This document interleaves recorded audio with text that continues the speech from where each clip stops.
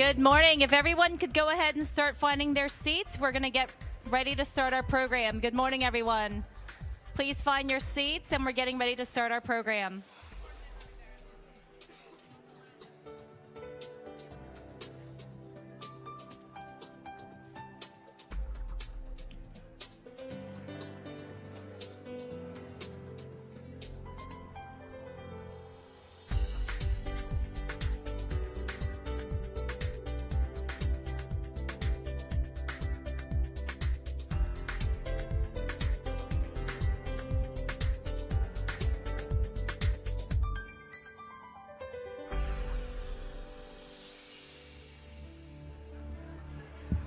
Good morning. We would love for everybody to find their seats. We're going to go ahead and get this program started.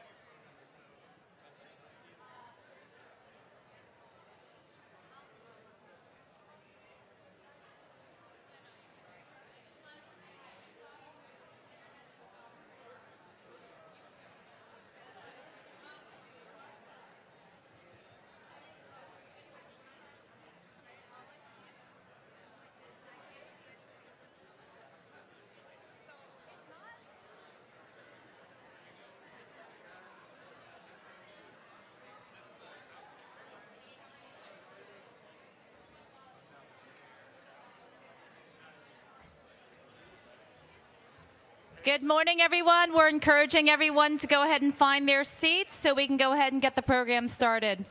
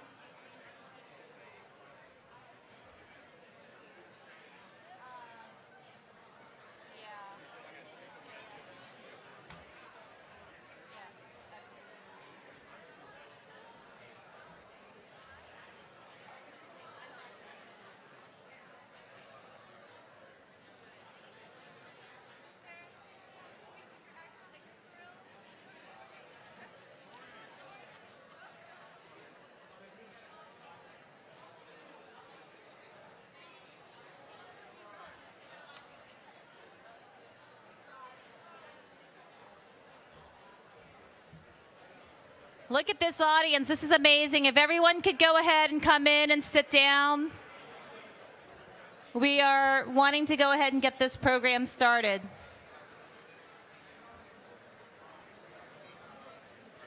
Will my team help to close the doors? Encourage people to come on in.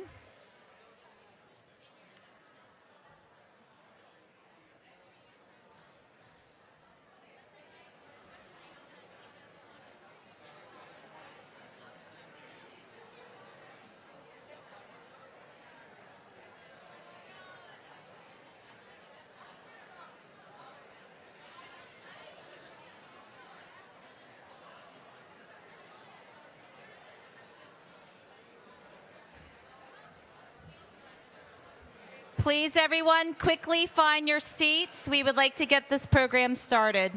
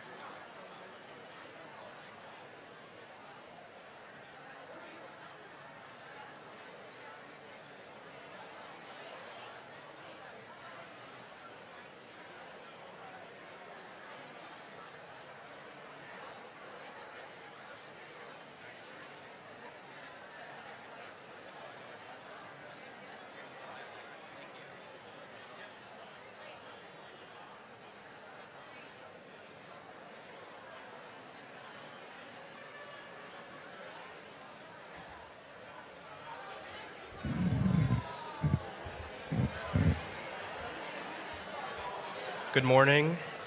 Now would be a good time to silence your cell phones or any other personal devices. We will also want...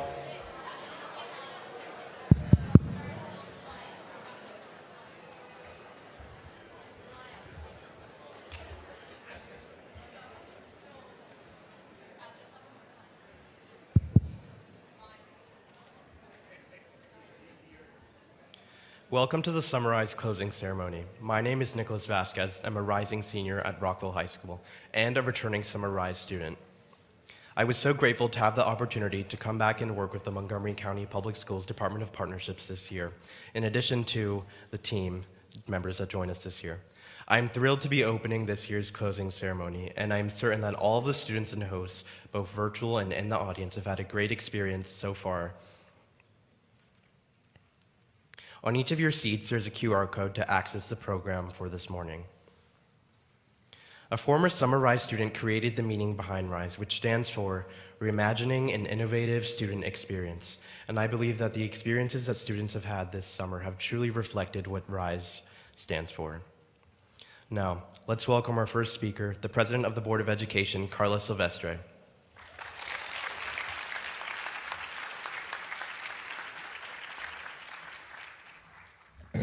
Good morning. Muy buenos días a todos. It is so wonderful to see this packed room, everyone here ready to celebrate our Summarize students. I want to recognize my fellow board members that are here today, Grace Rivera Oven, Shebra Evans, and I see our student member, Sammy Said. Please give them a round of applause.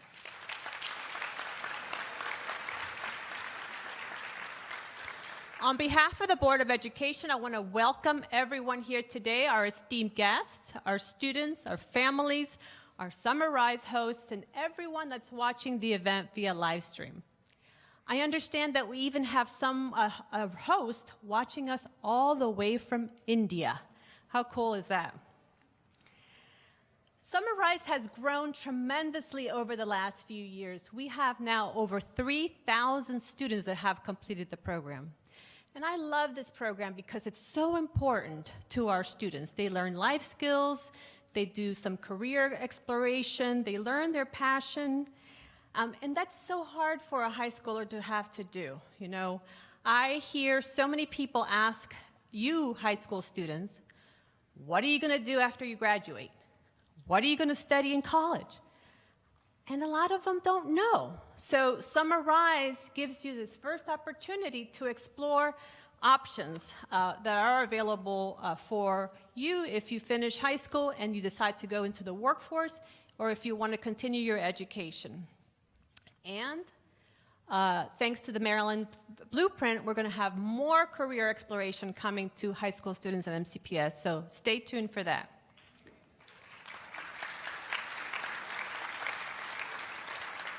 So students, this is about you.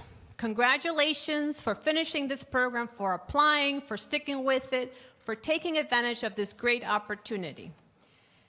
We have connected students to many industries this year. The hardworking staff have offered 70 different industries, and we have new things like aviation, veterinary services, renewable energy, and sports management.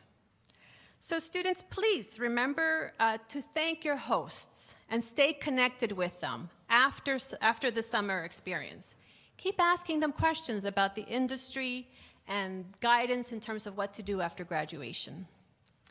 And speaking of our Summarize hosts, thank you, thank you, thank you. Thank you so much for taking the time months ago to prepare your workforce to receive these students, and specifically over the last 5 weeks, helping them, guiding them, encouraging them at your workplace. So I want to close by thanking our county executive and our county council for your continued support of this program.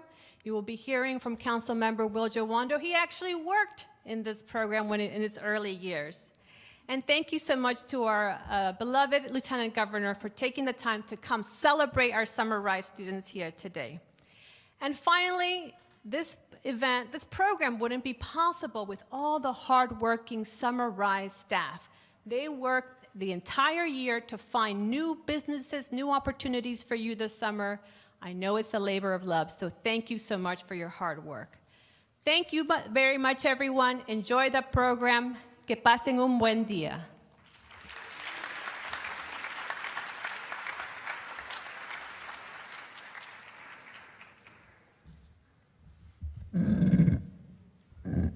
Thank you, Ms. Silvestre. We appreciate your words in support of Summer Rise. The students that were placed in MCPS central offices had the opportunity to speak with the Superintendent, Dr. McKnight, and learn about her career path last week. Now let's welcome the Superintendent of Montgomery County Public Schools, Dr. Monifa McKnight.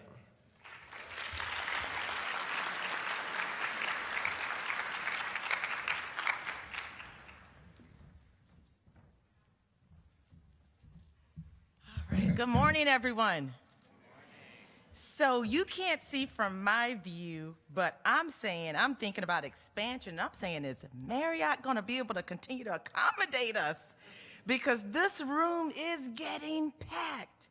And as I stand here and look out, I am just so excited about the future that we are going to continue to build on many things that we've learned from Summer Rise and just the work of the blueprint that will continue to build out education right here in Montgomery County and across the state.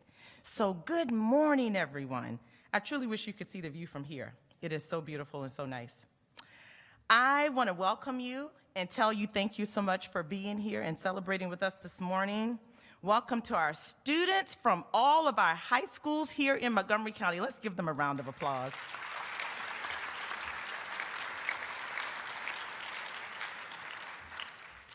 We are so happy that you are here and that you are here to be a part of this program and have enjoyed being a part of the Summer Rise program.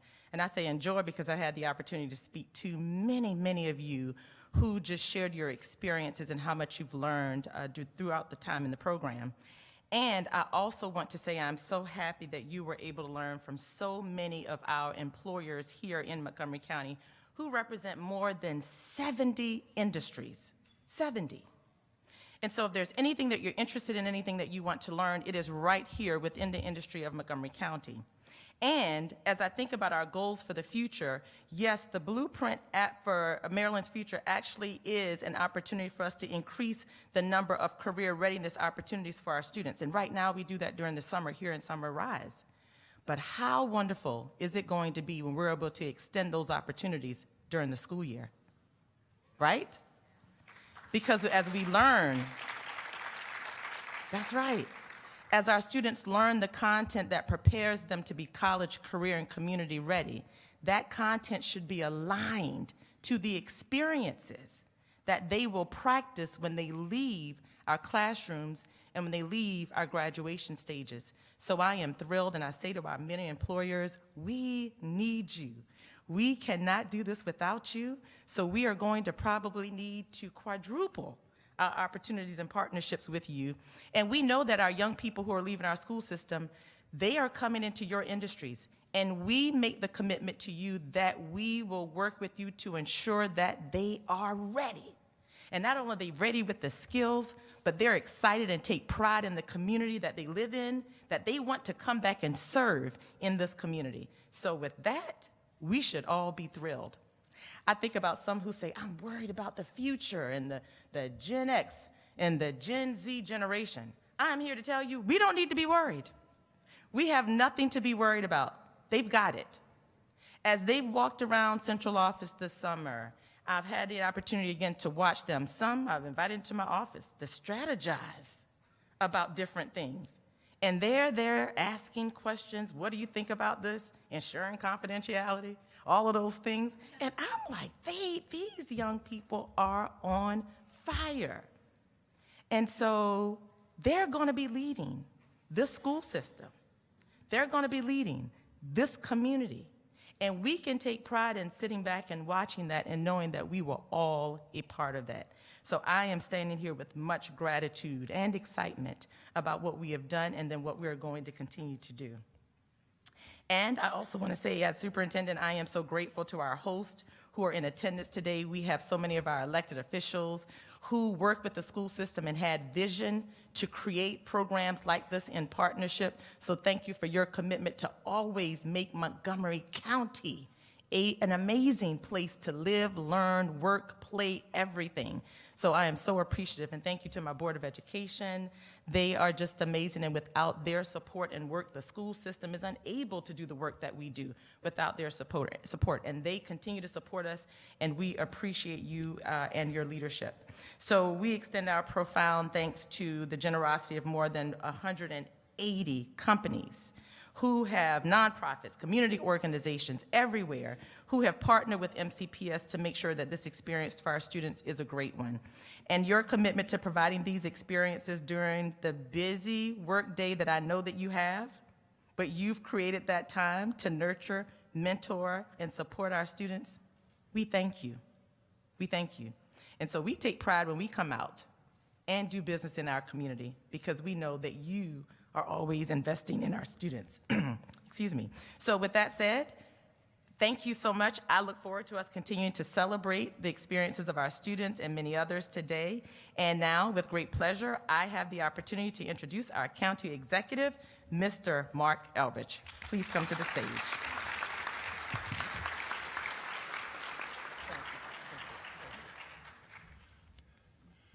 So I'm really excited to be here, and I have Summer Rise students working in my office, and they are a big help, and I love this program. And it is really great to see this room filled today. It would be really great, you know, what do we have, 10,000 kids per grade? If we could get beyond 1,000 or 911, if we could start talking about 1,500, 2,000 kids getting this kind of experience. I know we need a bigger room, or you do it in 2 different graduations, but and more staff. But look, this is really important program. I was an elementary school teacher, and I know that kids don't always see what's possible.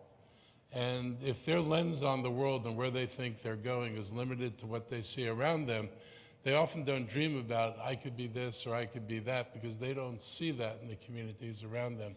This kind of program enables people, you folks, to see the world in a broader lens. It enables you to have experiences in a broader lens. It's the ability to say, I could do this. I could see myself fitting in here. I could see myself doing something useful here. And so it's an opportunity to help you grow. And we need our employers to continue to want to do this, because the feedback we can get from employers about the students and understanding what do we need to do better, because no one is going to delude ourselves into thinking we do everything perfectly and right all the time.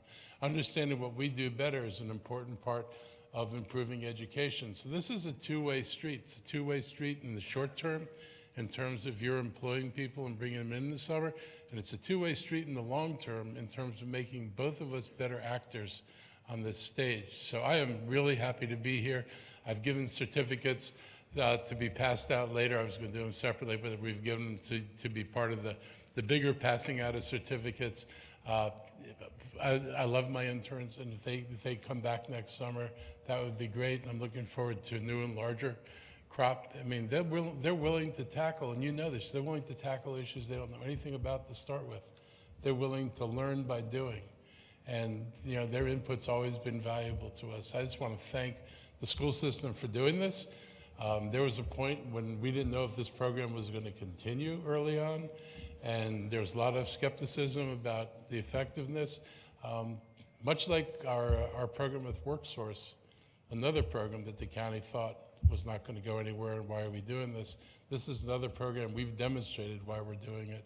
And like WorkSource, it's serving more and more people. It's doing a better and better job, and it's a great asset we now have in our county. So I just want to thank you.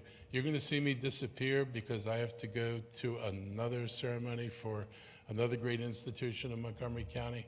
That's part of my job. I never thought I would be hopping around the county all day long. But that's part of what I have to do. But I just wanted to let you know how important I think this is, and look forward to working with the school system going forward and to working with employers. And I promise you the county will be a bigger and better employer. Thank you.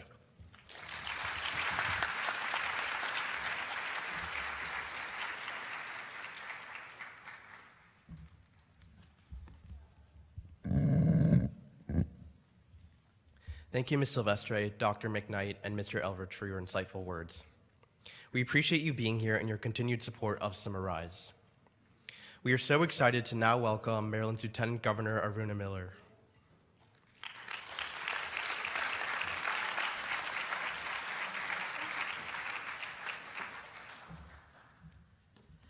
Well, good morning, everyone. I got to tell you, as Lieutenant Governor, you get this extraordinary opportunity to go around the entire state. You get invited to so many events. And I've been invited to events where they tell me there's going to be 200 people there, and about 20 people show up. And then you get invited to an event like this where they tell you there's going to be about 500 or 600 people, and there's 1,000 people here. This is so extraordinary to be here with every one of you with the Summer Rise program. And let me tell you, events like these are not easy to do. It takes so much effort, organizing, people who volunteer so much. So I want to give a big congratulatory, applause to all the people who made this happen.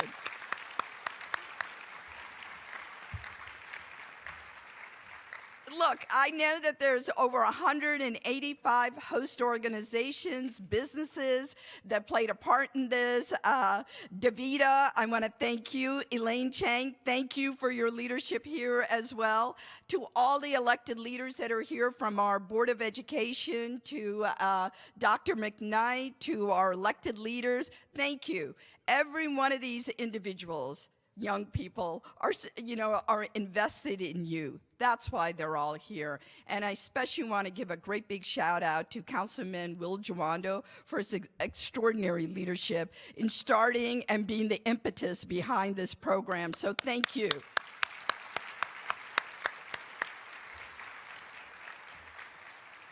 I walked into this room and I'm like, whoa, there's a lot of celebrities here. We got Ted, and I know, and I apologize, I'm gonna mess up your name, but Zeno Christosis?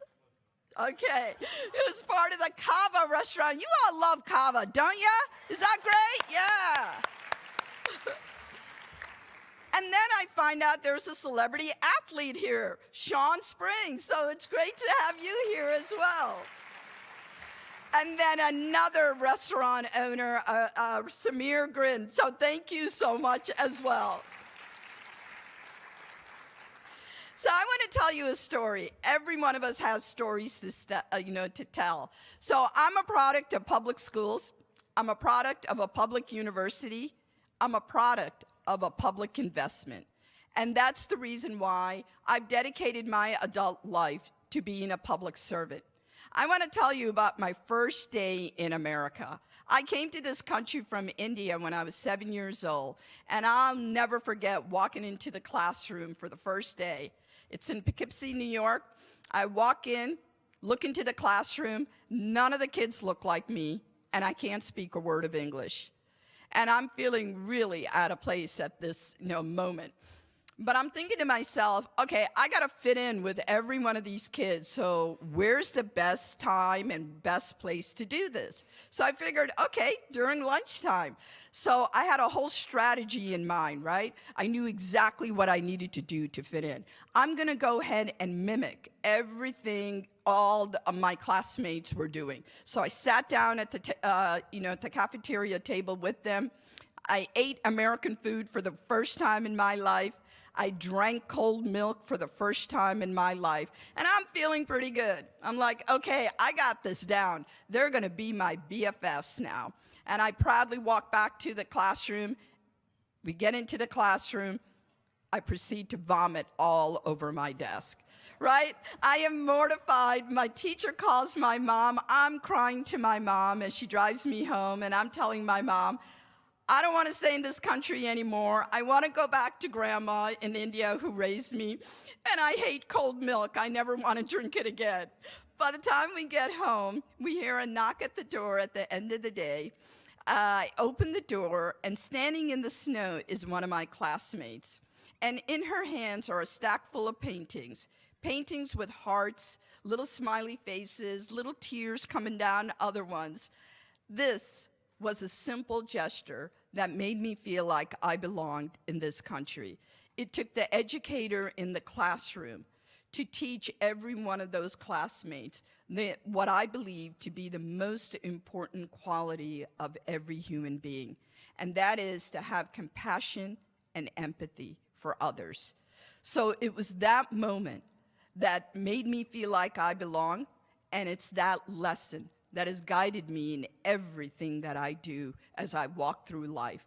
And this is the reason why I've dedicated my life to public service. Because when you come here as an immigrant to this country, you're so grateful for the opportunities that are given to you. But that's not enough, because you look around and you see others who are suffering that are left behind, and you want to make sure that they have the same opportunities, not just the same, but more opportunities than you. And that's why I dedicated my life to public service. So here I am now. Long story, I'm a civil engineer, and made a leap into public service. As an engineer, I worked at Montgomery County DOT for 25 years, but then there was a moment, and every one of you are gonna have these moments in life, crossroads, where you are faced with a decision, and it's gonna feel uncomfortable. You don't wanna do it, because comfort feels so much better, right? But here's the thing, growth and comfort can't ride the same horse. If you want to grow as an individual, you're going to have to step out of your comfort zone as often as you can. And I had that experience early on when I was approached to run for public office. And I said, heck no, I'm not doing it. First of all, I'm an engineer. I'm not a politician. And second of all, I hate public speaking. I'm terrified of it. How many of you like public speaking here? Yeah, that's what I figured, right? Just a few people. Hey, let me tell you, the rest of us are not quite like the ones that you just raised your hand. 90% of us, if not 99% of people, are very uncomfortable with public speaking. So kudos to the MCs and all of you for the great job that you did here. So I made up all sorts of reasons why I shouldn't run for office, right? I'm not good enough, I'm not smart enough, and I went on and on. And the worst, I said, and what if I'm gonna lose, right? Because somebody like me had never been elected to this particular role, and I just assumed that people weren't gonna elect somebody like me. And it was my husband who said, but what if you win? And you know what? That never occurred to me, that thought. And I want to make sure every one of you realize, always have that in your head, right? What if you win? What if you succeed? What if you get that? That's where you start, not with what if you can't. So that was an important lesson for me. And I ran for office, and fortunately, I was able to succeed. But you know what? I ran for office, won, and I've lost elections and lost. I ran for elections and I lost. And yes, winning feels better. But here's the thing, when you lose, you learn so much more about who you are as an individual. Setbacks help you to make greater comebacks. That's what I've learned in life. And you are gonna have setbacks in life. Make no mistake, that's just part of life. But you know what? Use those opportunities to make yourself better. The fact that you're already here, trying to learn about entrepreneurship and where you want to go and career skills, you're already way ahead of the game. So I want to thank you for that. So right now, I don't know how many of you know who the governor of Maryland is, right? I hope every one of you raise your hand, right? So let me tell you about that election. So Governor Westmore and myself, we joined on a ticket together to run for governor and lieutenant governor. And let me tell you, when Westmore put his name into the hat, there were people right out of the gate that said, a black man isn't gonna win the general election, right? Yeah, people say that. And you know what Westmore did? He doubled down and picked an immigrant woman of color as his running mate, right? And immediately, those same people came up to us and they said, really? 2 people of color on a ticket? I don't know about that. And I said, you're right. Westmore and I are rather colorful people, right? But here's the thing. I want to remind every one of you, none of us in this room get to decide when we're born what our skin color is, what our gender is, what our ethnicity is, what socioeconomic background that we're born into. But you know what you get to decide? What you're going to do with your life. How are you going to help others during your lifetime? How are you going to be the voice for those that have been left behind, cast aside, and marginalized? That's what's important in life, not about what you're born into, right? So remember that. You belong in every single room that you walk into. You belong in every single space, every single office that you may consider running for, right? Remember that. Continue to be your authentic self. Don't apologize for who you are. Continue to be comfortable in your own skin. That's what you need to share with the world. So I want to say that this opportunity when Westmore and I ran together, here's the thing. Maryland voters blew the roof off of conventional wisdom because they didn't listen to those same people that told us that we couldn't do it. They didn't listen to the critics, the cynics, and the bullies and the pundits, because history isn't made by people like that. History is made by people who believe in the future, who are going to disrupt status quo. And that's exactly what Maryland voters did. Because on November 8, 2022, Maryland elected their first black governor in the state.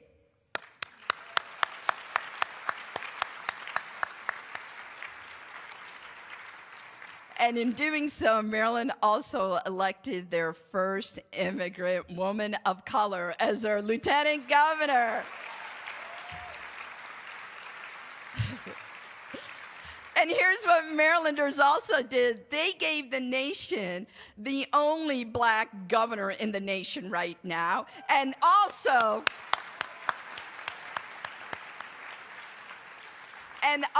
the first black and brown gubernatorial ticket to ever win in the United States of America history.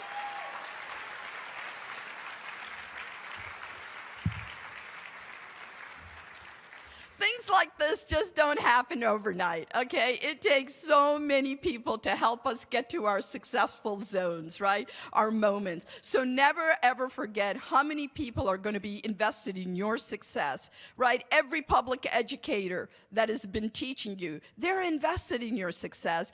They don't do this job because of the glamour and the money and the fame. They do this for one reason, because they're 100% invested in you. So know that you are an investment, a public investment, everything. You know, whether it's the schools you go to, or the roads that you're driving on, or the parks where you're playing soccer. Guess who made that happen? It's the public, taxpayers, and you know the revenues that went into that, so you can enjoy these amazing amenities that we create for you here. So most of you have probably heard of compound interest, right? So if I were to ask you that, famous question, if I give you a penny or $5 million today, and that penny's going to double every single day for the next 31 days, what would be your choice? I hope every one of you will say, I'll pick that penny, right? Because we know how compound interest is one of the most powerful sources that's out there. If you pick that penny, ultimately, after 31 days, it's going to turn into about $16 million. Versus whatever I offered in the beginning. So similarly, compound interest isn't just about financial interest. Compound interest is about your investment in yourself as well, right? It plays a role in the relationships that you create in whatever career that you decide to go into. A study was done where they took famous composers and they analyzed them, and they came up, the study concluded this, that it takes approximately 10,000 hours for anyone to be really successful in their career, right? This is compounded interest. That means you got to get up and work hard each and every single day about what it is that you want to create. Whether you want to be an entrepreneur, or you want to be an educator, or you want to go on and get into other forms of public service, whatever it may be, you don't just wake up one day and, hey, you're going to be good at it, right? For example, you see great athletes like Sean Springs here. He didn't, he may, make it look seamless how successful he is. No, but he worked on it every single day. You know, Beyonce is going to be coming to Maryland here soon, and you think that she just got up on stage and she's a great singer and a dancer? No, she works on it every single day. So similarly, you need to do that every single day. Take compound interest and make that your focus no matter what it is that you want to do, whether you want to build relationships or you really want to invest in money or you want to invest in your own career. It's not going to happen overnight. You got to work on it every single day. So the other lesson that I want to teach you or tell you a little bit about is try to say yes as often as you can in your lifetimes. There's going to be so many times where it's so much easier and more comfortable to say no, right? You get invited to an event or they're asking you to do a public speaking engagement. You're like, no, I don't want to do that. That's way too uncomfortable. You know what? I'm going to tell you, say yes. Yes is my favorite word in the English language because yes opens up doors. Yes creates more opportunities. Yes, builds more love in our community. So try to say yes as often as you can. Look, you many times the fact that you all are here today, you said yes. And you know what? This extraordinary experience that so many people build together for you is going to lead to greater success for you. You can't connect the dots looking forward. You can only connect them looking back in hindsight. Everything that happens to you in life happens for a purpose.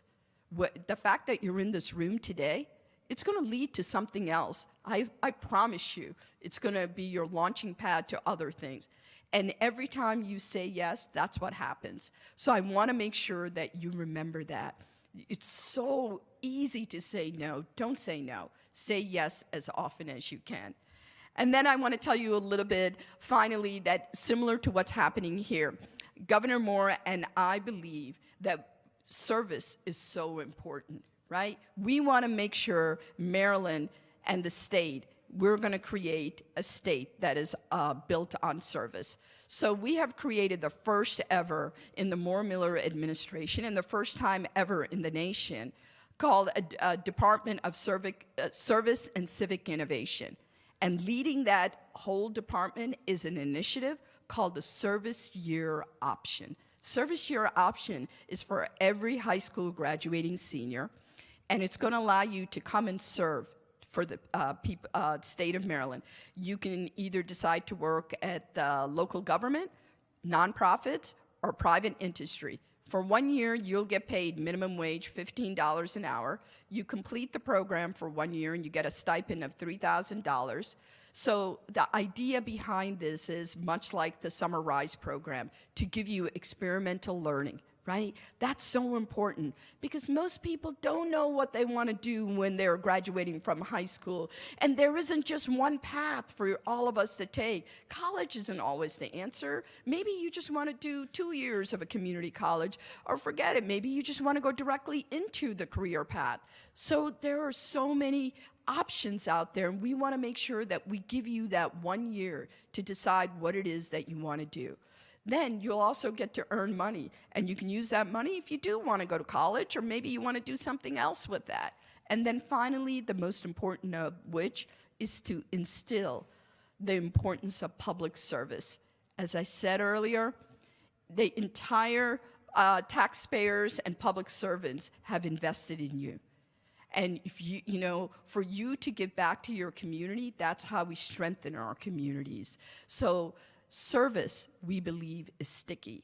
Service, we believe, is what's going to save us during these divisive times across the nation. I know you all young people are on social media. I'm on social media a lot. Sometimes it can be draining seeing all the negative things. But don't fall into that, trap of thinking that there is no, optimism out there. Oh, there's so much of it, right? So many people that are trying to build and create a more just and equitable world, and you need to be part of that solution. So we're really excited about this service year option. We hope that you all, some of you will take advantage of this. And the other program that I want to tell you about is the Maryland General Assembly Page Program. This is for seniors in high school. So any of you rising seniors, make sure you talk to your counselors in school. What it does is it allows you for 2 weeks to come to Annapolis and serve with the legislators. So you get to see how bills are introduced, how they're passed. You get to actually testify on bills should you decide to do so. It's really an extraordinary experience. For 2 weeks, you get to, you come to Annapolis. And you know what? Some of these pages, they went on to run for public office and are currently legislators. So this really plants the seed if you want to get into elected office one day. So these are just some of the programs that we have available for all of you beyond the Summer Rise program. And again, I can't wait to see what every one of you has in store for the world. And I want to leave you with one of my favorite quotes that really has guided me in my life. They say the two most important days of our life are the day that we're born and the day we understand why. So when you understand the purpose of your life, the world's going to open up for you. So think about that for a while. And when it opens up, as I said, make sure that as you rise, you lift others with you, because that is the purpose of our life, to create a world that's more just and equitable and to leave the world a better place than you found it. Thank you very much, students. Thank you, everyone here.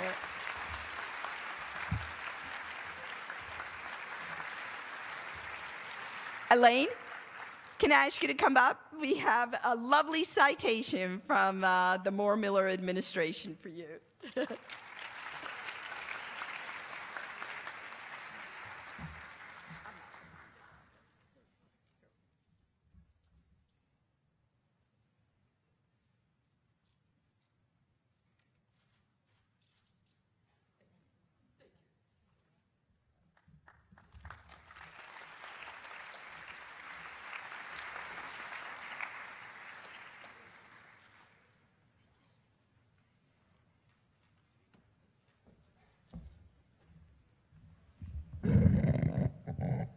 Thank you so much, Lieutenant Governor Miller. Those are very inspiring words.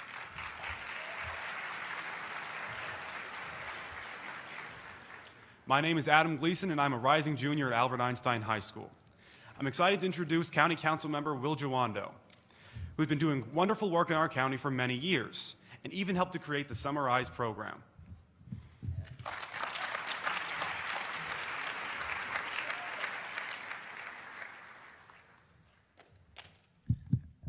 Good to see you, Sean. Thank you very much. I know we're all saying this, so what I'm gonna do you a favor. This view, I'm gonna take a selfie, and I'm gonna post it so you can see what this looks like, because this is amazing. So I'm gonna need everyone to participate with this. I'm sorry.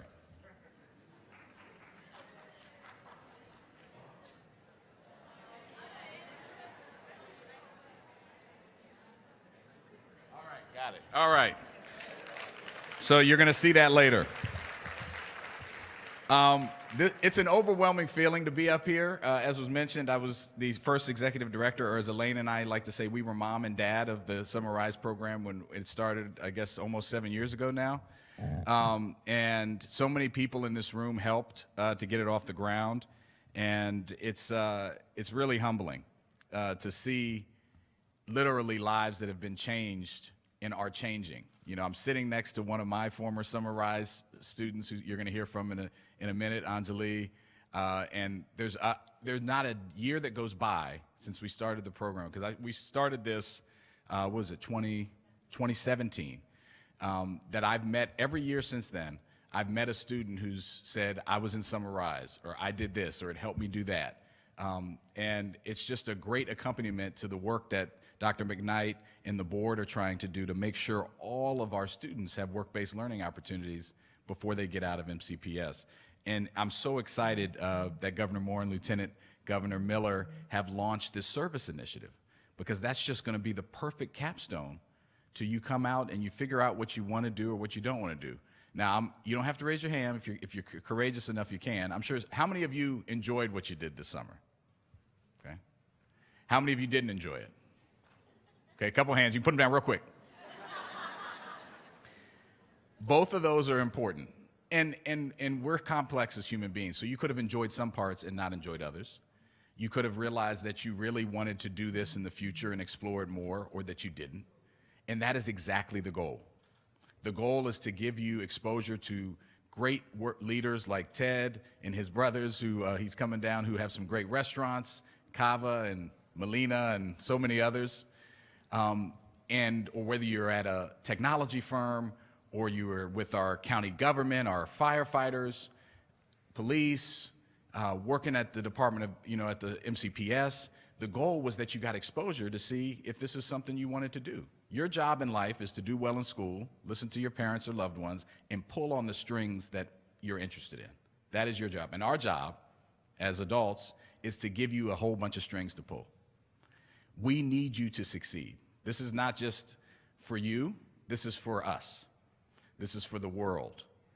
We need you in these 70 industries that you were exposed to learn how to heal our environment and our planet, to make sure that everyone can have a job that pays a living wage, to make sure that our education system is there for everyone who needs it, to make sure that our system of justice works for everybody, to make sure that we are creating more jobs and more opportunity in this region in the country. That's what we need you to do. And it's good for you, and it's good for us, and it's good for future generations. So that's what Summer Rise is about. And I really want to give a special shout out to all the hosts. If you're a host, could you please just stand? That's here.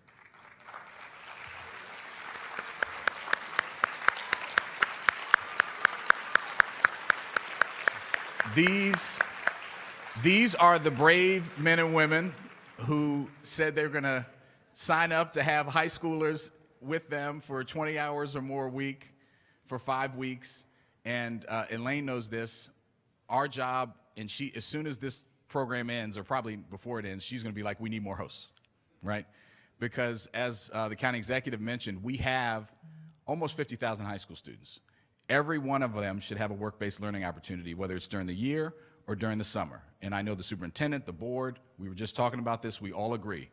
The only limitation, my job is to get the money, I'll get the money, is making sure that we have enough hosts, that we have enough places for kids to go and learn. And if you're thinking about hosting, if you haven't hosted, talk to these hosts. They know the importance and the reach of this program. And it's had a great impact on so many. Last thing I want to say, and then I'm going to introduce our student panel. Don't be, and I'm so glad that the Lieutenant Governor mentioned this, it's okay not to know what you want to do right now. Just be okay with that. As I mentioned, your job is to pull strings, to do well in school and pull strings. And I'm going to tell you a little story why it's okay. I'm a council member. I've worked in the Obama White House. I've worked on Capitol Hill. I've done a lot of cool things. I'm a civil rights lawyer. I did a lot. But I grew up in Long Branch and Langley Park, the son of a Nigerian immigrant, mom from Kansas, very low income, was in MCPS. I was just like you. So I got to be pretty good in basketball. Not as good as Sean is in football, but I was a pretty good basketball player. I went to St. John's College High School on a scholarship.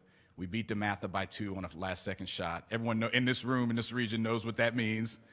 That's a big deal. I got a scholarship to North Carolina Central University to play basketball.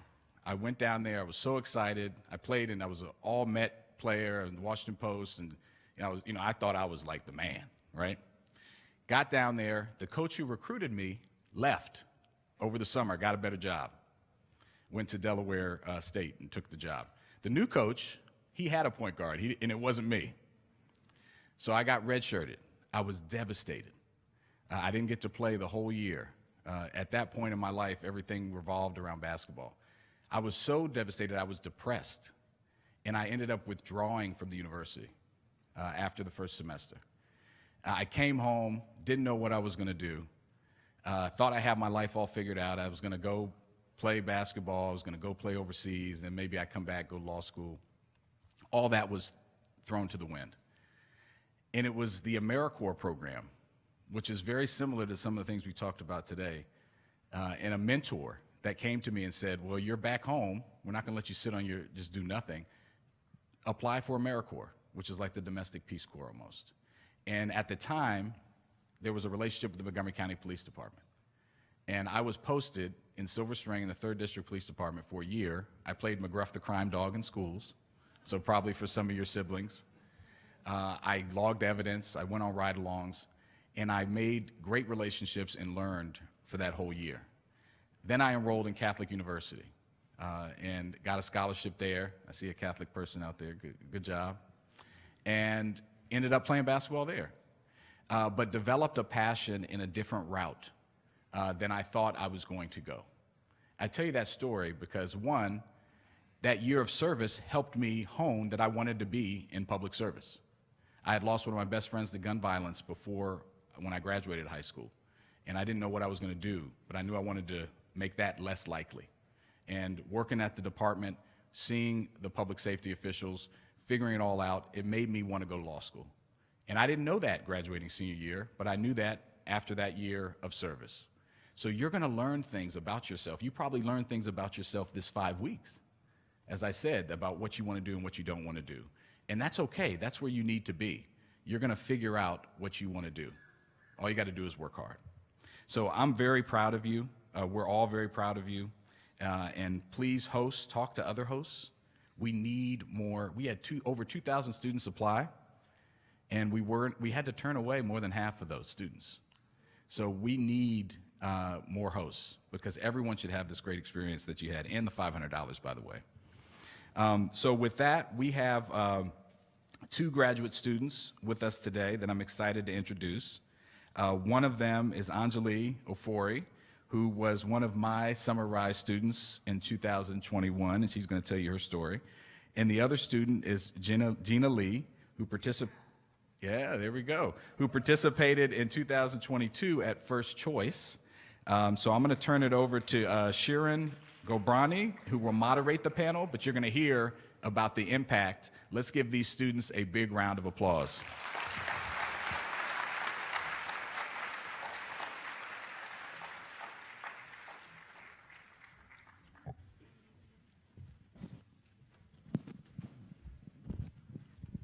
Hi, I'm Shireen, and I'm so excited to talk to you two today.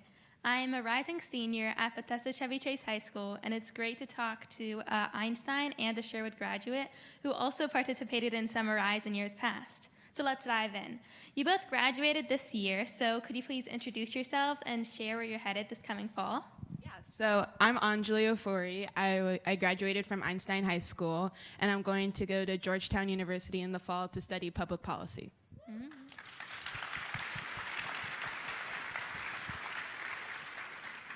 Hi everyone, I'm Jenna Lay, and I survived high school. So I graduated from Sherwood High School, and I was placed as an HR and marketing intern at First Choice, so shout out to them. And I still currently work with them, and this fall I'll be headed to Cornell University to study industrial and labor relations.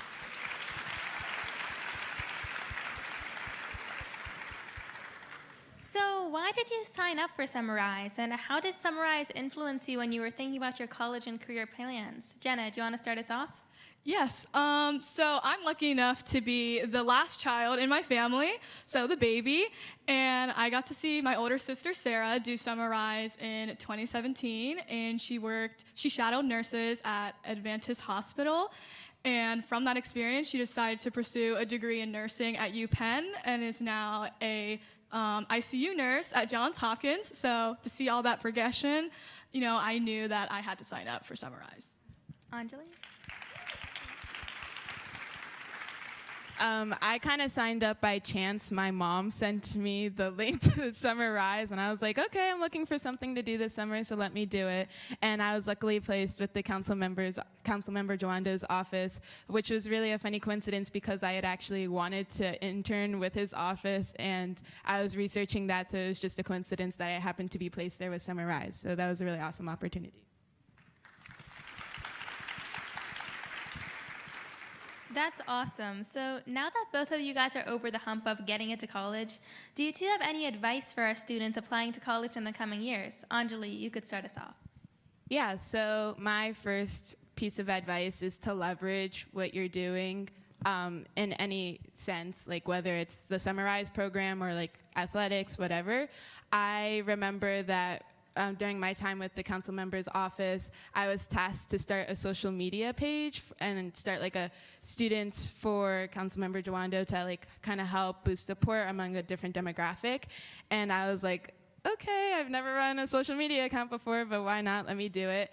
It wasn't as successful as I had hoped. I had maybe 2 or 3 posts, maybe 30 followers. However, I still wrote on my college application, ran an Instagram account for a council member, and put that on my activities list.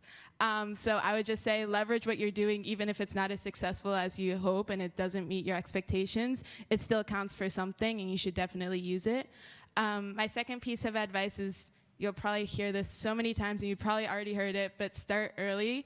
I can't emphasize enough how much starting early helped me, because I did do the International Baccalaureate program at Einstein, and it was very stressful my senior year. So over the summer, I did my summer activities list. I did the supplementals for University of Maryland, because they're sentences. And so just small things like that will help you in the long run, and I would definitely recommend you guys doing that now.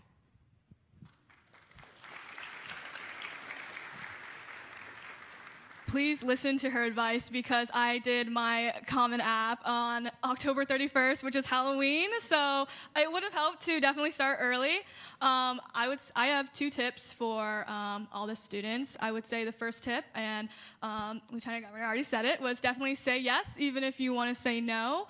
I remember my first day at First Choice, I was given the task to write and design the company newsletter, and I did not want to do that because I'm a high schooler. I had no idea what I was doing. I've never even used Canva before, which is a little embarrassing.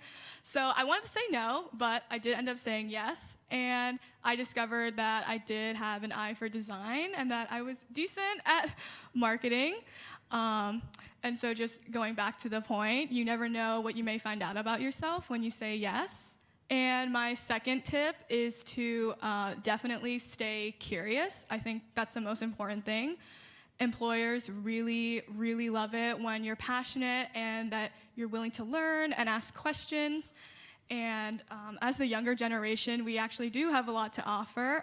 As Ms. Smith, my CEO, said, we offer fresh perspective.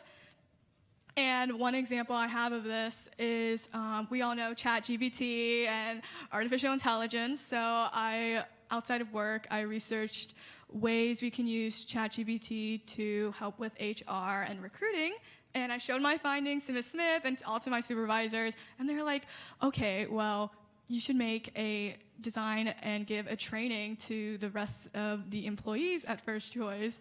So I did just that. And basically, I just want to say, when you stay curious, it will benefit not only you, but it'll also benefit your employer.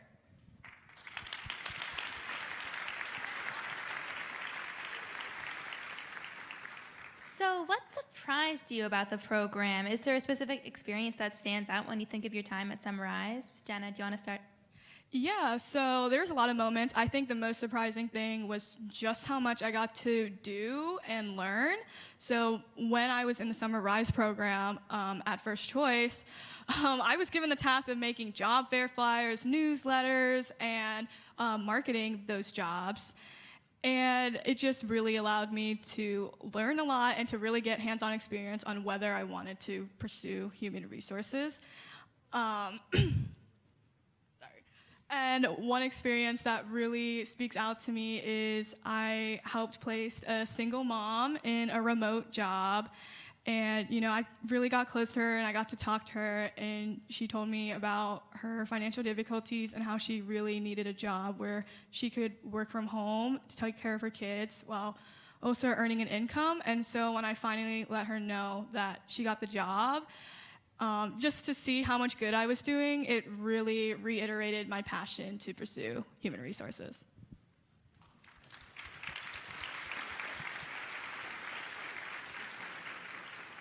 I love to hear that. So one of the graduates from 2019 who is not able to be at this closing ceremony described Summer Rise as a starting point of a domino effect of internships.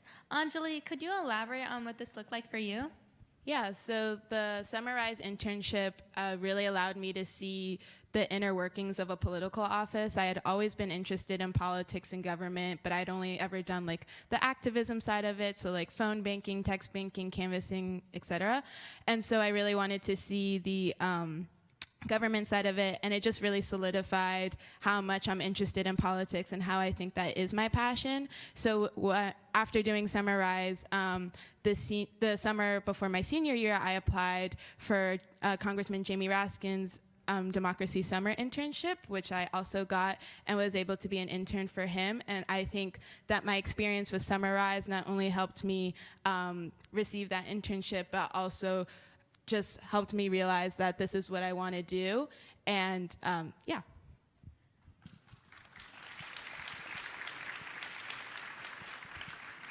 I'm so glad that you both had such great experiences of your internships, to branch out or even stay at the same place for a while afterwards. It's incredible. I love talking with you guys today. Thank you guys so much for taking the time out of your schedule to come and speak with us. I'm sure a lot of students will resonate with what you said. Thank you. Thank you.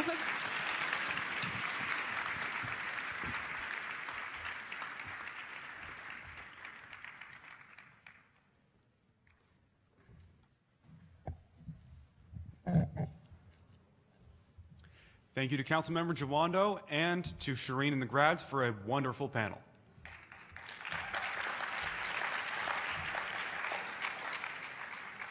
Now that we've seen what Summer Rise grads did after their time in the program, now let's look at a few opportunities that current grads did this year. Please enjoy our closing ceremony video.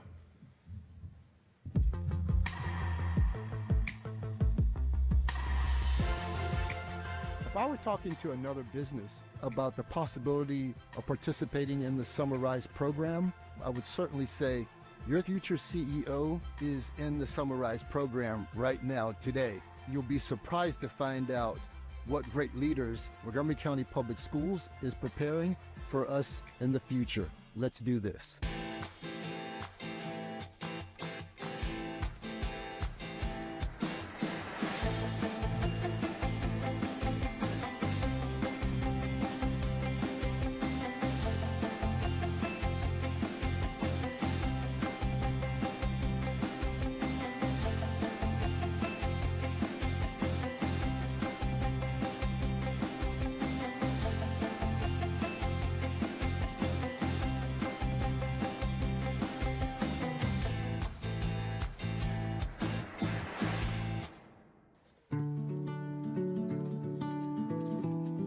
In the future, I want to be a computer science major, and so Summer Rise is really helping me as I learn more about different types of coding programs.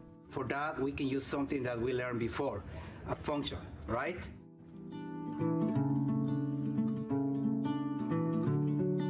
And now you've used those two concepts, we're ready to move to the next chapter. But thank you, you're doing great. Our Summer Rise students are amazing. They are engaged, they're active learners, and they're excited about their opportunity to be at the Hub. Today at Carter Rock, we're hosting the International Human-Powered Sub Races. We're going to have a sprocket here running a chain down into here, which will rotate that.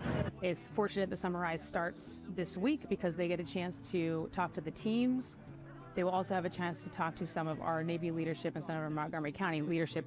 What do you think about, this place and maybe something that may affect what you want to do in your career? Now that I've seen what the Navy does and what Carter Rock specifically does, I'm more interested in having a career that aligns with what I've seen so far.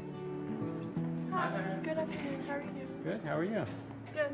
There is a shortage of veterinarians and support staff, and so it's really great that we're able to expose Montgomery County students to this industry and to give them an opportunity to learn about the different career paths to help them pick a career and hopefully get them back into the Montgomery County workforce once they've decided on a career path. And so you can take a listen here and see Ticket's Heartbeat sounds wonderful. Vet work has been like something I've been interested in, but I want to see like doing all the aspects of it if I want to get into it as a possible job. Me personally, the blood was not a good experience. I got a little dizzy after that, but I am loving the Sunrise opportunity at the vet hospital. Here's your patient on the side of the road. Go ahead and start your assessment and your treatment. The Sunrise program has been really, really good, and I really enjoy it because this is something that I want to do in the future. I want to like enlist here, I want to like go through the training stuff, and I want to save some lives. Minute 20. Each year, we also bring on somebody that probably never thought about fire rescue as a potential, career choice. Firefighting was my last choice. I actually want to go into astronomy. That was awesome. Sir, can you hear me? But as I came, everything about this program had been actually inspiring. I met some of the most amazing people I've ever met in my life, and it actually changed my life for the better. I started really trying in school and being really passionate about everything that I do, even though I'm not even going into fire. I'm even doing the cadet program here because of this program.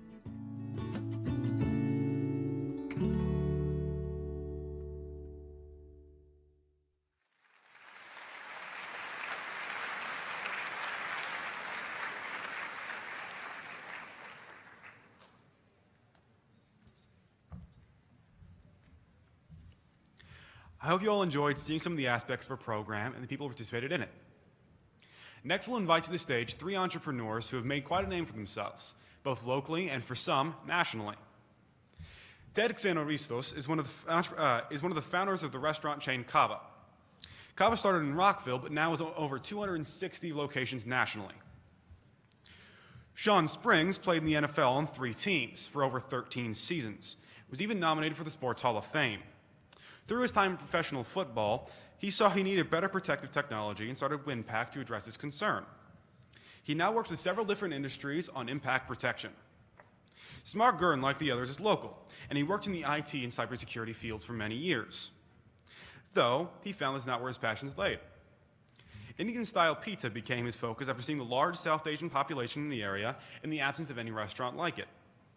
He opened Nocna Pizza with his longtime friend less than a year ago, and has already felt the warm response from our community. To hear a little bit more from these 3 entrepreneurs, I'll hand it off to Rachel. Hi, I'm Rachel Wong. I'm a rising senior at Springbrook High School. I was honestly nervous about Summarize at the beginning of my time in the program, but it's turned out to be such a special experience that's helped me push myself out of my comfort zone. So what the Lieutenant Governor said about stepping out of your comfort zone really clicked with me. And that's why I'm here right now. And now through this program, I have this amazing opportunity to speak with a few entrepreneurs. Thank you all for taking the time out of your busy schedules to be here. We're really grateful. Thank you for having us. Yeah. Thank you.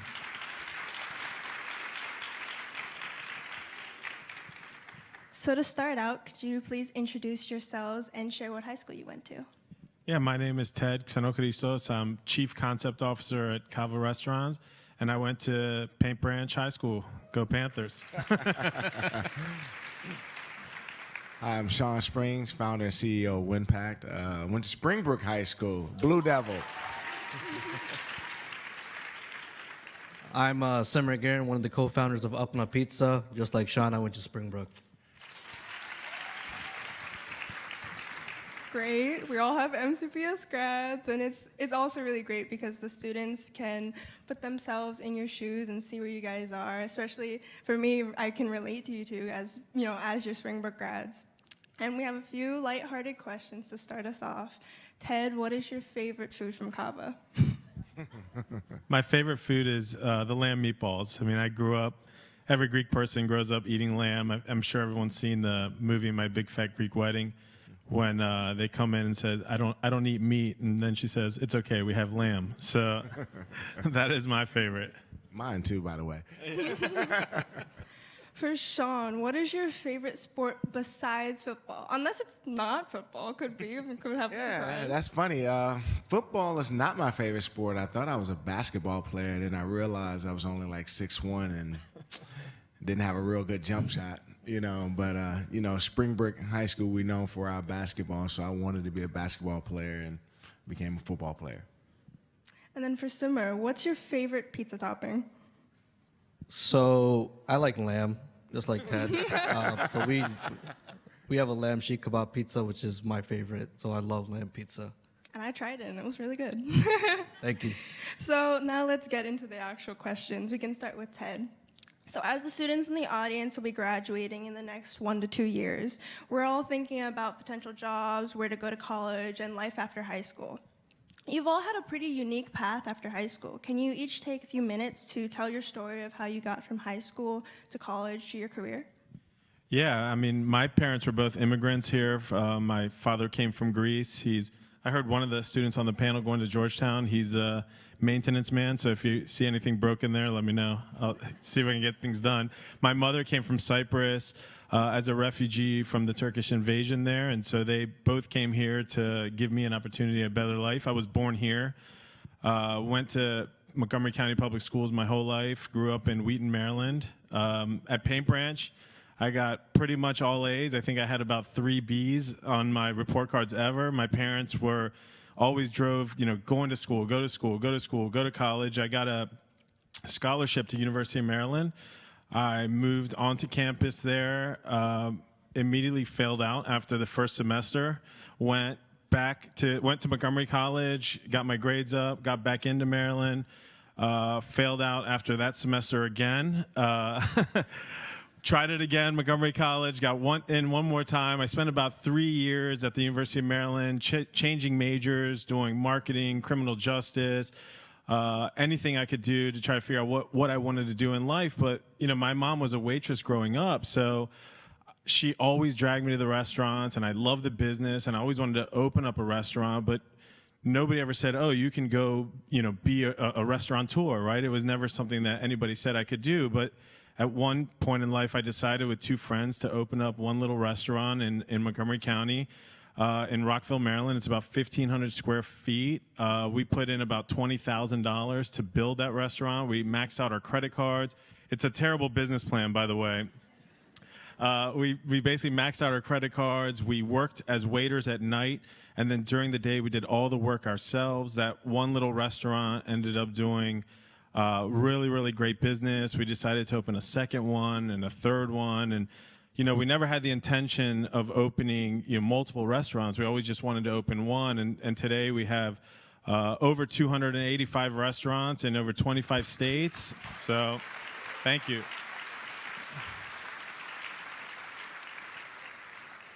And, the support that we get from the community and still that first little restaurant, people view us as almost like their children. I see them all the time. They're like, we're so proud of you. We're so happy for you.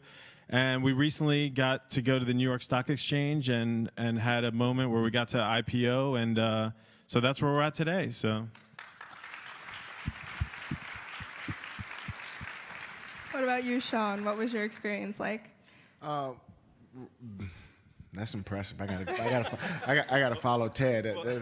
I'm outnumbered with 3-1 with Springbrook up here, so I had to come with something. Paint Branch guy. Growing up right 20 minutes from here, grew up in a neighborhood right off of New Hampshire Avenue, Lehigh Road, Stonegate. Went to Springbrook, and to back it up, most people don't know my father was a professional football player, and my mother was in the Army, but I went to Springbrook High School because they had a legendary coach named Bob Malloy.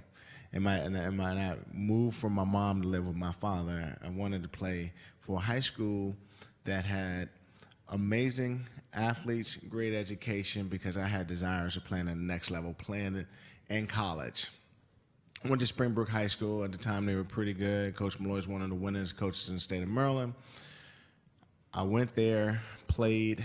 Then I was lucky enough because I had good grades. Like you, I had really, really good grades. I thought I was going to be an architect instead of a football player. And And my dad, who was a football player, was actually really, really hard on me about schoolwork. And he just always told me, athletics will be there. Get your grades, get your grades, get your grades. And I was fortunate enough to graduate, honor student. I was awarded a scholarship at Ohio State. I was recruited by a lot of schools in the country. Went to Ohio State. And I went to Ohio State because my dad followed my father's footsteps. He was a captain. And they told me I was going to play at Ohio State right there as a freshman. And then when I get there, I was 4th on the depth chart. I didn't see you playing anytime soon. I didn't know how I was going to play with some of the players that they had were already All-Americans. But I just put my head down and I continued to work. I never lost that vision of one day I will be able to play and live out my dream of playing college football. Worked hard in the classroom, worked hard on the football field, grinded it out. I ended up starting after my second year being at Ohio State. I was academic all Big Ten.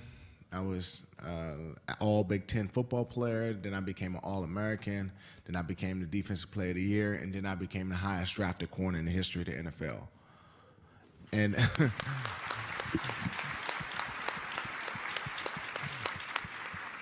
and not to brag on that part, but to say that is because sometimes you don't even see it. All you got to do is continue to work hard.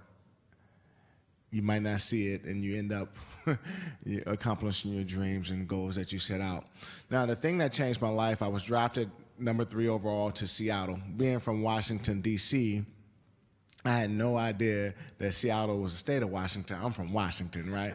Although the Commanders put like Washington State on their cup, that was just a mistake. That's not really I don't know if y'all saw that the Commanders put the wrong state on their cup. But I get drafted to Seattle, and that was really what changed my life. I was drafted by a guy who was purchasing team at the time, a guy named Paul Allen. Most people know Mr. Allen because he founded a company called Microsoft. You know, you may be familiar with his products in that company. And he was in the process of purchasing the Seattle Seahawks. And after I got drafted, they flew me out a week later. And they said, you got to go around with Mr. Allen to all the small towns in King County. And we got to convince taxpayers to put up another $200 million to keep the team here in Seattle. I said, okay, I'll do my part. And Mr. Allen had put up a lot of money to build a new stadium. And I was like, I'm here excited to support Mr. Allen and keep the team here. And he was able to purchase team. They got a new stadium. That's the team they have now. But one of the things that changed my life is a ride back with Mr. Allen. I said, Mr. Allen, did you know you were going to be a billionaire? You know, at that time, I was 21, 22 years old. I'd never been around a person who had so much success in founding a company like Microsoft. And he said, Sean, it wasn't about the money that me and Bill, when we were trying to create Microsoft, it was about doing something unique and special. The term today would be disruptive in technology. And that stuck with me. And at 21, 22 years old, I looked around and I knew how I was able to afford the expensive apartment I was living in because I was a professional athlete, my job was up the hill. But there were other young folks who were just as successful and living there as well. One girl, she worked for a company selling coffee and water. That was Starbucks. Another young man, one of my buddies, a couple apartments down, he was working for a company called Amazon, selling books online. I didn't think that was a good idea to sell books online, but Amazon turned out to be pretty good.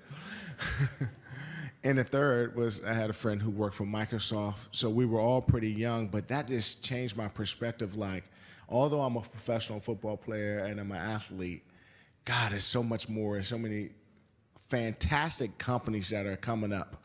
And so that's how I kind of transitioned from being a professional athlete, having success at Ohio State, playing in the NFL, but also realizing while I was playing that there's more out there once I retired beyond just being an athlete. Yeah, and you were saying Ted's story was incredible. Yours is great too. So what about you, Simran? What was your path like? So mine was pretty similar to what yours was, Ted. It's kind of scary. So graduating, first of all, born and raised in Silver Spring, went to Stonegate also. I know you lived in that neighborhood. I went to Springbrook. Springbrook was, you know, one of the funnest times of my life. So I graduated. Academics was a huge importance in my household. Being from India, a lot of Asian folks, you know, you can see how much that pretty much hammers down in your daily lives. So I thought I was a pretty smart kid. I went to Maryland, kind of like Ted, flunked out after the first semester, actually. I guess living on campus was not a good idea. I went to MC, got my grades up, my GPA, went back to Maryland. Same thing happened. I guess I didn't learn my lesson. Went back to MC, kind of changed my career path. At that point, I was pre-med, which I knew there was no chance I would get into med school. So I went to chemical engineering and chemistry. That was like something that really gravitated towards me. Went back to Maryland, got my degree, actually got a job in the industry, didn't really like it, moved out to cybersecurity, then went back to school. So how does this fit in terms of being an entrepreneur or opening up a restaurant? I never thought I would actually open up a restaurant. It was the last thing in my mind. It was kind of weird. I ran into one of my good friends in college. He was a huge foodie, and he kind of, I guess, persuaded me into getting into this business and taking a risk. So in a nutshell, the college experience led me to meeting my best friend, who I'm now a co-owner and a co-founder for Upland Pizza. My story is still pretty small compared to Sean and Ted's, but you know, my experiences in college has been a huge impact on my outlook on life. So, yeah.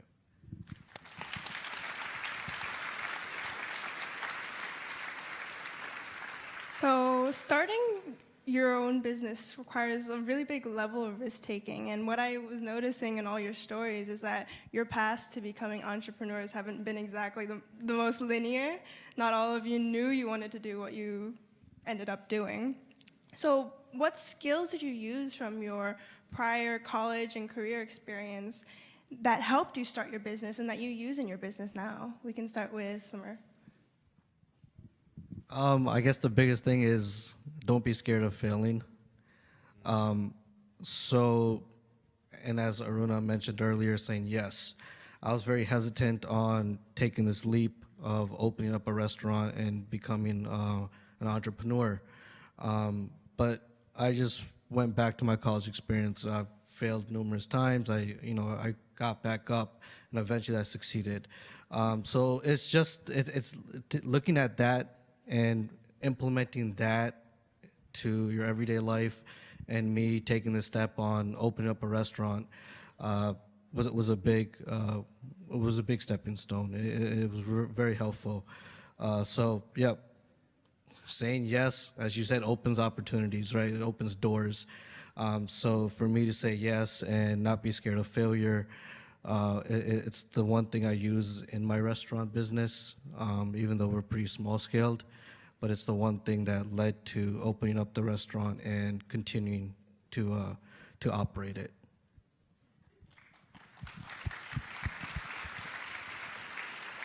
What about you, Sean? I think for me, it's just nothing comes easy. It comes with work. It takes a lot of dedication. If you're passionate about something and you believe in what you're doing, you got to put in the work. You have to roll up your sleeves, and there's going to be times when you're tired, and you guys got to get it done. And there's always going to be challenges, highs and lows, but you just got to continue to grind and continue to work through that. And that's what I learned from my college experience, being an athlete, and just if you wanted to get good grades.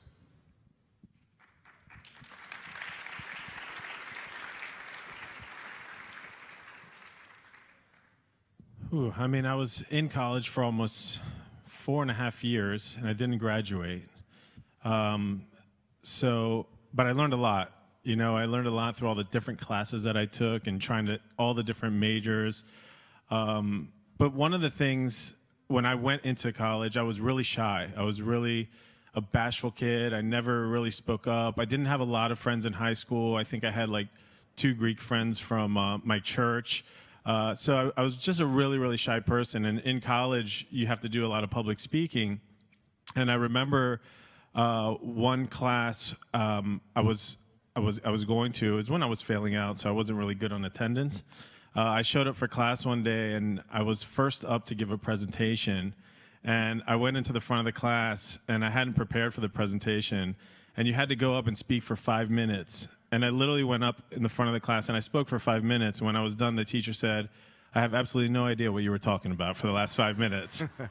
But I gained a lot of confidence in that class. I gained a lot of confidence speaking in front of people. And you know, throughout my years in college, it really opened up my personality, how I interacted with people, and it really helped me with the restaurant industry. And you know, when you're dealing with customers and you're dealing with people and you're dealing with all kinds of different people, you have to really know how to communicate. And then you're talking about employees. We have over 8,000 employees today at Cava. So imagine communicating with so many different people from all over the United States and from all different backgrounds. And so, you know, really learning how to communicate and coming out of my shell was something I learned throughout the 4 years I was in school.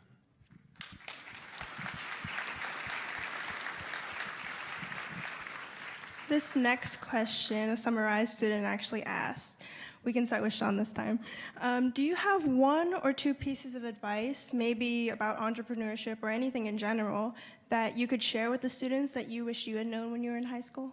Oh, when I was in high school, I think the one piece of advice that has been most relevant for me is the ability to listen.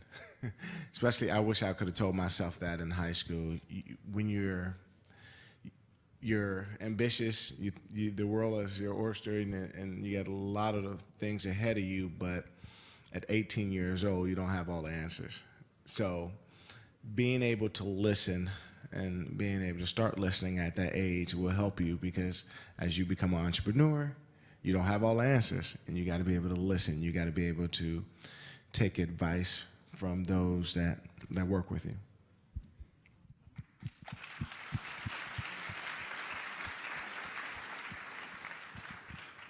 Yeah, I mean, that's a great point. Listening, I mean, I wish I knew how important my credit was. I wish I knew how important it was, you know, to have a good credit score and to save money, because you need that money and you need the opportunity to borrow from banks to create a business. Our first restaurant, we borrowed from our credit cards. We maxed them out. I claimed bankruptcy a few years later. My credit score was basically nothing. It made it impossible for me to borrow to build another restaurant. It made it impossible for me to buy a home. So it was so important. I wish I could go back and say, you know, start saving your money, invest in something, open up a credit card, use it, but pay the bill, right? And so your credit score gets better and better, and because you will one day need that credit to create opportunities for yourself. Because I can tell you, Cava wasn't created because I put all my money in. I had zero money. We had investors. We had, you know, banks that gave us credit lines. We had people who believed in us that gave us money. So, you know, one of the big things is to make sure that you really understand how the world works and how the credit system works, and being able to leverage that when you do have the opportunity to start a business.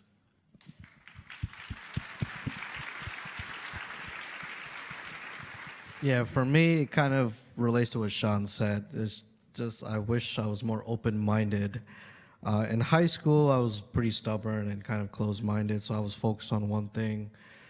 Sometimes if you kind of open your mind up, you have more, people will give you more ideas, and just a better way of approaching different goals in life that you have. So for me, I wish I was more open-minded. I wasn't more stubborn. So that would have been the main advice I would have given myself, and to the folks out in the audience.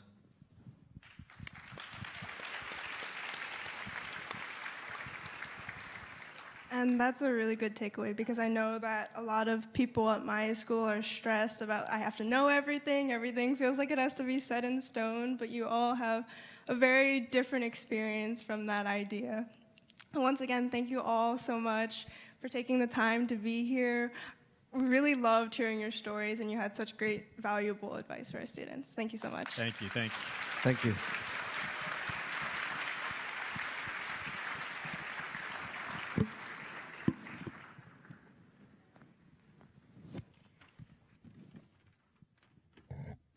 Thank you to our incredible panelists. We are so grateful that they took time out of their day to share their stories with us. And for the students, the entrepreneurs will be here during the networking session if you'd like to chat or ask them questions. Now we welcome Elaine Chang, Director of the Department of Partnerships. Elaine and County Council member Will Jawando worked to create Summarize back in 2017.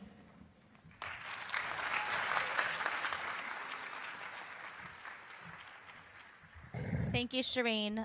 Good morning, everyone, and to those watching on our live stream. This is the last part of our program. As Lieutenant Governor Moore said, find what makes you passionate, and teaching is my passion. This is my passion, so I am living my dream. We have a lot of thank yous to share. Summarize would never be Summarize without the many partners that we've had since its inception. We'd like to express our heartfelt thanks to our County Executive, Mark Elrich, as well as the County Council and their teams. They work behind the scenes with my team all year to make this a successful program. We also want to thank WorkSource Montgomery, led by Anthony Featherstone. Anthony, I don't see you. Anthony, are you in here? Anthony, do you want to stand? I can't, actually, there are lights on. Oh, Anthony, right there. This man is important. Kind of stand and wave. I know he doesn't want to do that. Under his leadership, students, the stipends that we used to be $300 are now $500 the past 2 years per all the students. So as we're increasing the number of students, they're increasing the stipends for you. This is the money man. This is also the man that paid for the shirts that you're going to get outside if you haven't picked one up, and also the hot breakfast that you had this morning. So thank you so much, Anthony, for your leadership. WorkSource Montgomery, the Educational Systems Federal Credit Union, and a wider circle, they have been our consistent partners since inception. They are not afraid if the numbers grow. We've grown from less than 400 kids to up to 900 kids every year. Any kid that wants a bank account, any kid that needs to cash their check, any kid that needs professional clothing, it doesn't matter how many we send their way, they are ready to serve our students. So thank you so much for your partnership.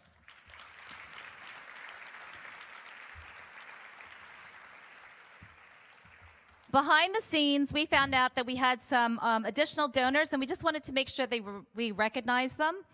We had Keller Brothers, Vera Q, Millipore Sigma, Sandra's Nursing Services, LLC, Shapiro, and Duncan. So thank you so much for your sponsorship.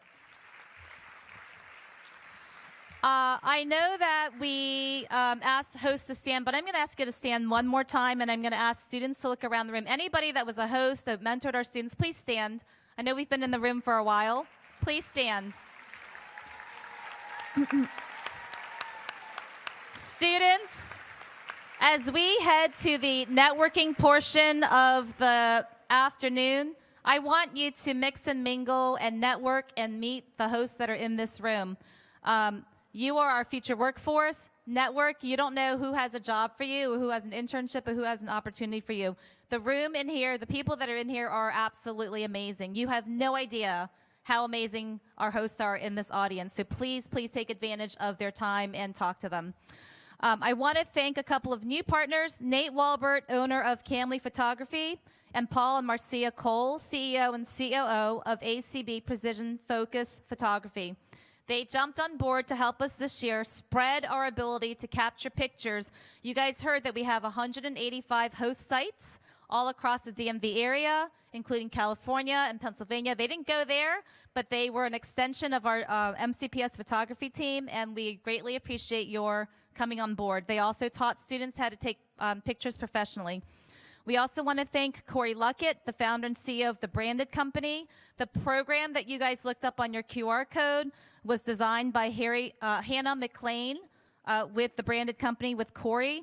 So Hannah now has a product for her portfolio to apply for college or to apply for jobs. So who's ready to hire Hannah? We are also incredibly grateful to Dick Lipsky, Carlton Lewis, and the whole MCPS team. They've always had our backs. They've always been here for these Summarize closing ceremonies. They're the consummate professionals, and I am incredibly grateful to the MCPS TV team in the back. Did you guys know that MCPS TV actually has a TV team? So that's another job in our school system. Summarize would not be Summarize without additional staff that we have to hire during the summer. We hired 13 additional staff plus our 4 students. One of them over there. Will the Summarize staff please stand or wave, including Davida and Kevin? Anybody who's a Summarize staff, please stand, wave. They're wearing polo shirts. So our Summarize staff, as many of you know, they were the teacher liaisons between our 900 students and our 200-some adults. They managed more than 1,100 people on my team's behalf. They visited every host site. They captured highlights for us. It's an enormous job, but it's a job of passion, and we couldn't have done it without you. I also want to extend my heartfelt thanks to Davida, Kevin, and Barbara. Everyone has learned their names, Davida, Kevin, and Barbara. They make the department, my department, whole. I also want to share hats off to Nick, Shireen, Adam, and Rachel, who are our 4 students, 1 over there, 3 over here. They brought energy, life, a great work ethic, and amazing ideas to our office. You know we're going to sorely miss you. I'm tearing up. I'm sorry. Didn't mean to do that. Come back and visit us anytime. This is what happens. Teacher, love the world, hug a tree. We're so proud of you guys, and you guys are MCPS and everything else higher ready. I'm sorry, I'm tearing up. Lastly, everybody knows that has been coming here that I like to say each one reach one, and there's a reason why. So this year we had more students participate in Complete Summarize because they were matched with their first choice industry. In previous years, we had some dropouts because it wasn't their first choice industry. So the more we each one reach one, we find the industries that the kids want to learn about. The kids actually take a survey, and that then becomes my team's chase list. We say, here are the number of kids. We've got 300 kids that want to learn about healthcare. We've got 700 kids that want to be in cybersecurity. We've got 30 kids that want to be vets, and we start chasing these hosts. We are grateful to the many leaders of the chambers that are sitting here in this room. They have helped us expand our hosts' outreach, but everybody else, each one reach one, everybody else can help us. I wanted to just highlight a couple of experiences that students had that were so impactful. Some got to go to the White House. Some learned how to scuba dive. Some learned how to disassemble an engine. Some learned how to seal a leak in an ozone tank. Don't even know how to begin to understand how to do that. Some attended an international submarine race. Somebody saw a puppy be born. And definitely some of our students have been offered paid internships coming out of Summarize. So we also heard from one of our 2017 grads. She is off, inspired by the fire and rescue team. She graduated summa cum laude from college, and she's off to medical school. Captain Tiedemann said a future CEO is in this program. The future is bright for Montgomery County Public students. This is why I need everyone to each one reach one. We need to recruit more hosts. Thank you again for committing all of your time. Students, we hope you had a great experience. And I am going to now turn the program back over to Shireen.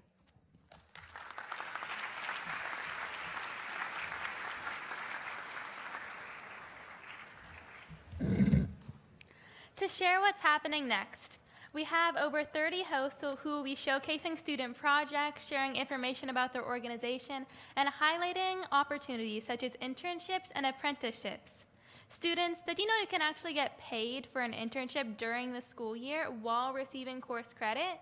As you stop by each table, there may be some goodies for you to collect, but please remember this is your chance to connect with hosts and learn about the wide array of companies and organizations that can help you inform your future after high school. We encourage all hosts to stay and interact with students to help them gain networking experience. Networking isn't always easy or comfortable, so we students at the Department of Partnerships have designed the networking cards that are on your chairs to help you navigate through our host fair. You complete a box by getting it stamped by the host of the table. See if you can complete all 6 boxes. We also have some food and beverages for you to enjoy, and after the networking session that's happening to the right of this room at 11:15, students will be summoned to come back to this area to receive your stipends. We wish everybody a great summer.